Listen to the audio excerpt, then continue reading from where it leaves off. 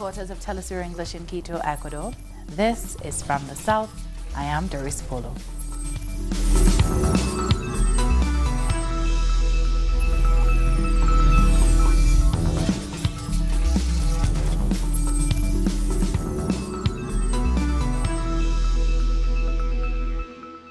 Hundreds of thousands of Iraqis rallied for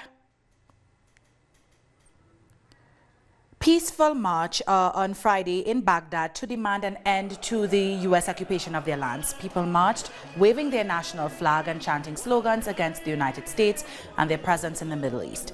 On January 5th, the Iraqi parliament voted for all foreign troops, in particular over 5,000 U.S. forces, to leave the country after nearly 17 years of military occupation. The decision came after a U.S. drone attack killed Iranian General Qasem Soleimani on January 3rd. But the United States dismissed this vote, calling it non-binding.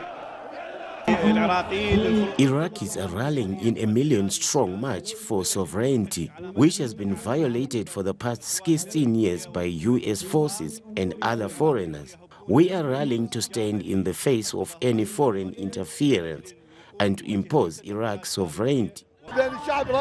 The people want the occupation to be over. The people don't want the occupation. It is a million-strong march for the sovereignty of Iran and to be united. Mexican immigration authorities have detained 800 migrants from Honduras and El Salvador after they crossed the Suchiate River from Guatemala into Mexico. This is the second group of migrants to cross the river this week after Mexican authorities denied them safe passage through their territory. Once on the other side of the Suchiate River, the migrants had formed a column and began a trek on foot to Ciudad Hidalgo, where they were eventually detained by the National Guard. Over the last year, the Mexican government has implemented tougher restrictions on the migrant caravans in response to threats by the U.S. president to punish them with tariffs if they don't control migration flows through their territory. Social movements celebrated the Day of Democracy in Venezuela with events accompanying the international meeting against imperialism in Caracas. A massive march of Venezuelan social organizations took to the streets, defending Venezuelan democracy and the sovereignty of the people. International participants of the World Forum Against Imperialism are taking part in the mobilization, which reached the Miraflores Palace, where they were received by President Nicolas Maduro. We are Bolivarian anti-imperialist and anti-colonial force. We are deeply Chavista and socialist of the 21st century and beyond. If I'm standing here as the constitutional president of the Bolivarian Republic of Venezuela, it's because I've been loyal to the people and I've stood against the oligarchy and imperialism. I invite the Secretary General of the United Nations, my friend Antonio Guterres. I'm telling you in advance. Venezuela wants the Secretary General to name a commission of electoral accompaniment so that they can be witnesses of the day that the people of Venezuela recuperates its National Assembly in the upcoming constitutional election. A delegation of the international movement Via Campesina is visiting Venezuela. They're spending time with rural communities and interacting with the local campesino movement. The delegation is made up of representatives of the National Association of Rural and Indigenous Women, Anamuri of Chile, the ATC Association of Farm Workers of Nicaragua, the Farm Worker Association of Florida, and the coordinator of Farmers and Livestock Organizations of Spain, among others. This group is on a tour to learn about different productive, communal, and popular solidarity experiences in the states of Lara, Barinas, and Apure. They're also holding exchanges with social and political organizations of Venezuela. Now, social movements from over 50 countries visited the Bolivarian Republic for the first World Forum Against Imperialism. Participants hope to create a united plan of response to face off against the interventionist attacks of the United States. Discussions, debates, meetings between local producers, forums on art, economy, communication, and geopolitics are just some of the events that make up the schedule of the first World Forum Against Imperialism. The start of the forum was marked by a tribute to the late Iranian general Qasem Soleimani, who was slain by U.S. forces early this month. En nombre de nuestro partido, en nombre de nuestro pueblo. In the name of our party and of our people, I want to officially open this international meeting of anti-imperialist peoples for all of you and for the world.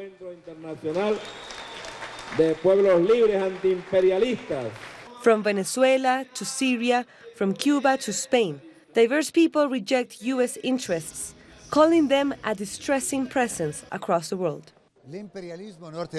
North American imperialism stands against humanity, against liberty, and the self-determination of all people. They may use different names, but imperialism will always be the enemy of global progress. The reality of Venezuela is seen as an example to follow thanks to the tenacity of its people, who have fought for years against threats and attacks by foreign powers. You, Venezuelans, comrades, you must resist. Have strength, because your fight is fundamental for workers, for your children, for my children, and for all humanity. While Mike Pompeo and his puppet Juan Guaidó traveled the world, we came together in Caracas to fight for peace, just as they continue to ask for more sanctions against Venezuela. The forum hopes to establish self-determination, sovereignty, and peace as the guiding principles of global politics.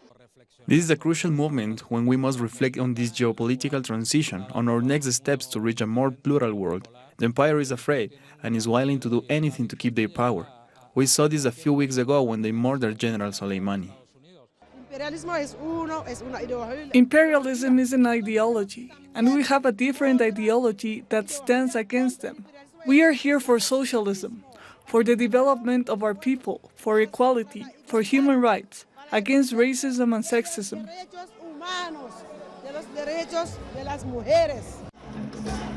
This forum will also be accompanied by a march of Venezuela's social movements, a meeting with President Nicolás Maduro, and a number of local art shows. Coming up, a year after Juan Guaidó declared himself president, corruption plagues Venezuela's opposition. Don't move.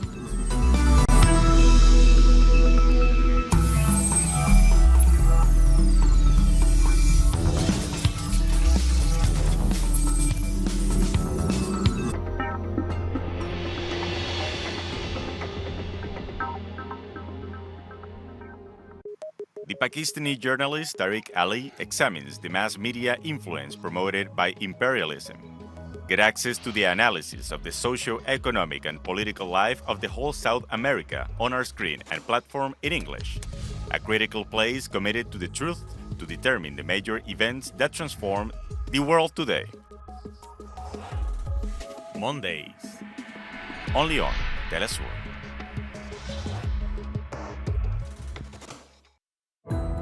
Our actions have an impact on the environment.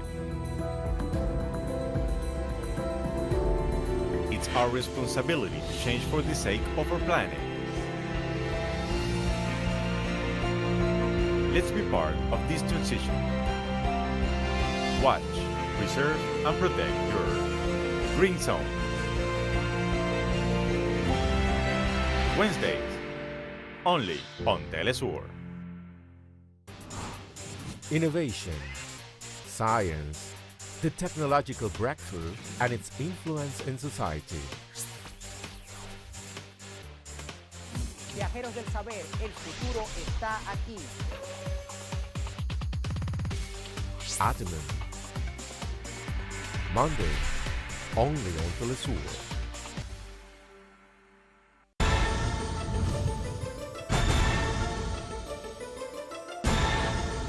Who's moving the chessmen? What interests motivate the actors behind each event? The board is deployed there. Critical move. Investigates every event from Monday to Friday. Only on Telesur.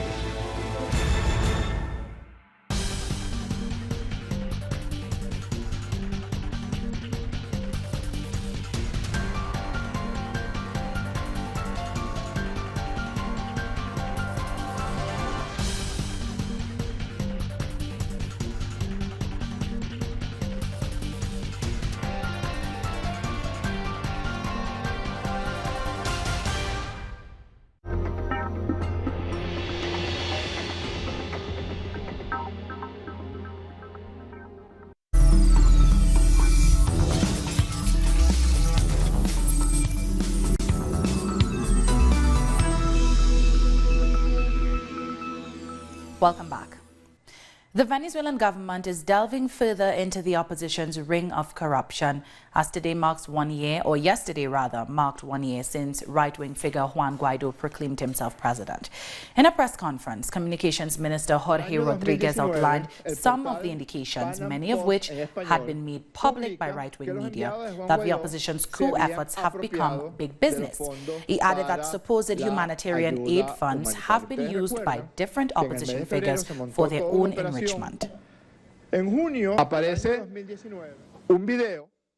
A video appears of a man of USAID, which is supposedly an NGO utilized by Trump for a number of different things in order to attack countries, in order to promote coups, to promote conspiracies, to subordinate, to extort. And USAID director personally delivers $52 million to Carlos Vecchio and Julio Borges, of a total of nearly $467 million in humanitarian assistance. In quotes, and this is according to the USAID webpage, as well as $184 million for Venezuelans inside Venezuela. That makes for a total $654 million, and of that amount, USAID has provided more than $435 million. Where is it, Juan Guaido? Where is that $435 million? Let's suppose that the 467, which is the total that USAID was going to hand off, where is the $143.5 million? Where is that supposed $184 million for Venezuelans inside of Venezuela? Is there a Venezuelan in Antimano, in Santa Elena, in Guairén, in Barquisimeto, in Barcelona, in Cumana, who have received even $1 of these $184 million which were given to Juan Guaido? What do the contributors of the U.S. taxpayer system have to say about this money which is given liberally? Uruguay's president-elect Luis Lacalle Pou met with members of his conservative coalition this week to discuss an emergency law that would allow him to start his administration before being officially sworn in. Saving time and solving issues quicker. That's the incoming government's motto, led by President-elect Luis Lacalle Pou. This week, the president-elect submitted a bill to his conservative coalition with more than 450 articles in it, presenting the policies that will be applied by his government over the next 5 years. This emergency law is valuable procedure. I think it's very important because it allows us to move forward in many aspects. I believe that it also has the advantage of speeding up the legislative process. The bill includes measures in matters of economy, security, labor, and education. For example, a fiscal rule that will adjust public expenses by more than $1 billion per year. There is also the abolition of financial inclusion, a law of legitimate defense by the military and police, a law that allows armed forces to down suspicious aircrafts, the demonopolization of fuel and fuel byproducts imports, a reform of public companies and of the education system, cuts in social and public spending, and the non-renewal of thousands of public officials' contracts. In general, I would say there's a huge correlation between the subjects that are being proposed. Many of them are of common sense. Many of them were proposed by several political parties that now build up the ruling coalition up. And I would say that these laws show our commitment to the people. But workers beg to differ. For the president of Uruguay's Workers' Union, Fernando Pereira, if the government fulfills its campaign promises by adjusting public spending and modifying several social programs, then a response will come in the form of social upheaval. If this happens, we definitely have to be prepared, because the results will be negative, especially for workers. And this is entirely based on what Lacalle Pou said during the campaign. Let's hope that the president-elect and his cabinet have an open mind to modify some of their proposals. The incoming government will submit the law of urgent consideration to Parliament as soon as it takes office on March the 1st. After that, Parliament will have 90 days to approve the bill. But for popular movements, they foresee 3 months of struggle to prepare for the neoliberal onset that won the elections. A truck carrying gas has exploded in Lima, Peru, killing at least 2 people and injuring about 50 others. According to witnesses, the blast occurred when the truck truck hit a pothole that damaged the bottom of the vehicle and caused a gas leak. There was then an explosion with dozens of houses catching on fire. The driver of the truck is believed to have died, and authorities say about 50 people, including at least 7 children, were hospitalized. In El Salvador, the remains of a family that was executed by the army during the 1982 El Calabozo massacre has been handed over to their living relatives. The Bonilla Realajeño family, including 2 teenage girls and an 8-year-old boy, was among the more than 200 killed by the army in the central department of San Vicente. The impunity enjoyed by those involved was overturned when a judge in 2016 declared that this was unconstitutional. Trials connected to these murders are ongoing to this day. The El Calabozo massacre was just one of the many atrocities the army committed during the country's 1980 to 1992 civil war. The families did not forget all this. We hope that the justice will be done and that there will be some reparation for us because we are all helpless. Our relatives and our cottage were all burned down. This family has had the possibility of recovering some rather damaged remains of loved ones. A child, 3 teenagers, and 2 adults were partially recovered to the banks of a small ravine near the area of El Calabozo. The Trinidad and Tobago Police Service has launched a gender-based violence unit. This as at least 3 women have been killed on the island so far this year. And by doing this now, working with the NYPD, where we've signed an MOU with, they have given me the assurance that by doing this, guess what is going to happen? There's going to be an increase, there's going to be a spike in the number of reports of domestic violence.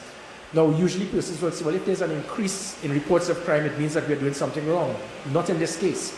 It will now mean that the victims will now be comfortable.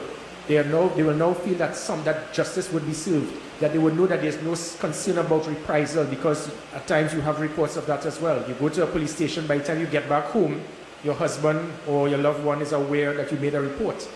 So by doing this now, by persons now feeling comfortable, feeling secure, that they can make a report and something would take place and it will not affect them, the reports will increase. It will then decrease because now the perpetrators will be aware that there are consequences, that they would have to pay for their crime. We're taking one last break. When we come back, Julian Assange's extradition hearing took place on Thursday. Stay with us for details.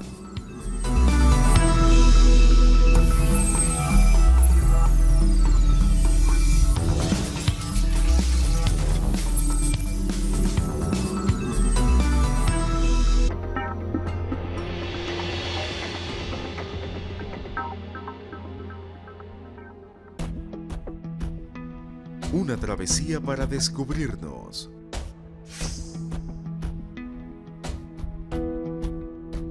Buscamos conexiones perdidas.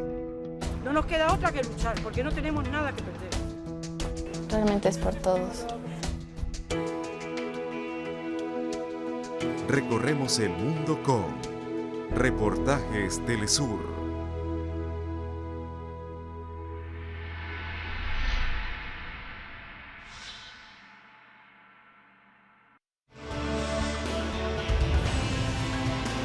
Infested by inequalities, abuse of power, and injustice, the American journalist Abby Martin covers the struggle for fundamental rights worldwide, deepening into the search of files which uncover the empire's strategies through our screen and web platform in English.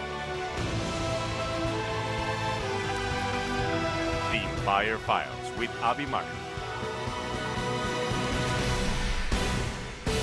Tuesday, only on Telesur.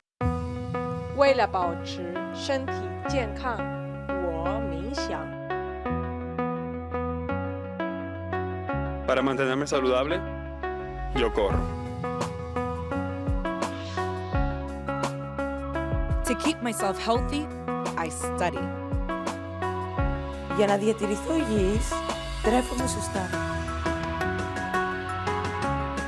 Para mantenerme saludable, yo bailo. Para mantenerme saludable, yo purifico mi espíritu a través del cuerpo. ¿Y tú?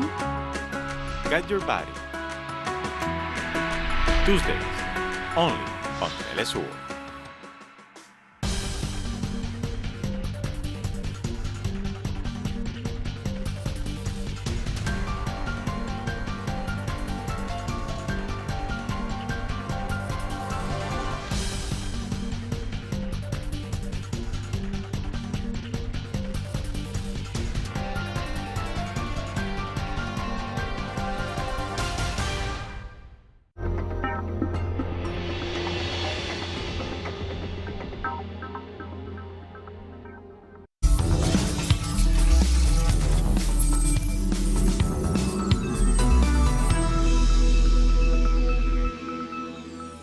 Welcome back. The South African State Capture Commission of Inquiry into former President Jacob Zuma has applied to extend hearings up to December. The commission began its work in August 2018 and was supposed to wrap up its work by February of this year. But Chairperson Justice Raymond Zondo said the extension was meant to allow more time to conclude the hearings from the former president and the co-accused Indian business family, the Guptas. Zuma is accused of corruption and abuse of power during his tenure as president of South Africa. Extension application. He was the head of state, and certain allegations have been made, in regard to him. And it would be important that one hears that evidence. But if for whatever reason we were to finish our work without him appearing, I'll make my findings based on the evidence of everyone else. The president of Palestine, Mahmoud Abbas, met with his Russian counterpart Vladimir Putin on Thursday during the latter's visit to the largest ever commemoration of the Holocaust. Abbas expressed the need to discuss regional issues, including the U.S. administration's so-called Middle East peace plan that is expected to be unveiled by Donald Trump in the coming days. He also called for talks on Israeli intentions to annex Palestinian lands. Meanwhile, President Putin reaffirmed his commitment to enhancing cooperation between Israel and Palestine to resolve the conflict, emphasizing that it is vital to oppose xenophobia and anti-Semitism. In Spain, the death toll from Storm Gloria has risen to 12. Emergency alerts remain in place for the region as Gloria continues to bring heavy rainfall and snowstorms.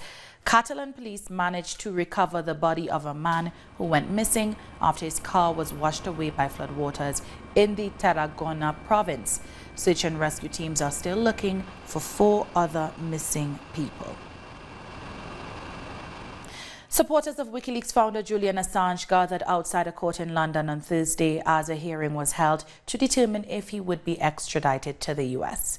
The judge ruled that the matter will be split into 2 parts, with the first hearing scheduled for February and the second in May. Assange faces 17 charges under the U.S. Espionage Act, as well as a charge for allegedly attempting to hack a Pentagon computer system. He was targeted after he published 75,000 documents showing U.S. war crimes in Afghanistan in 2010. Assange has been in custody since being removed from Ecuador's embassy in London last April. Reporter Mohammed El-Mazi caught up with WikiLeaks editor-in-chief Kristin Hrafnsson outside the court. Hrafnsson warned journalists that this case is a threat to press freedom, citing Washington's submission that foreign nationals do not have First Amendment protection. They maintain in their submissions that foreign nationals, in their understanding, do not have First Amendment protection, which I think is totally outrageous in the context that they are retaining the right to hunt down journalists all over the world.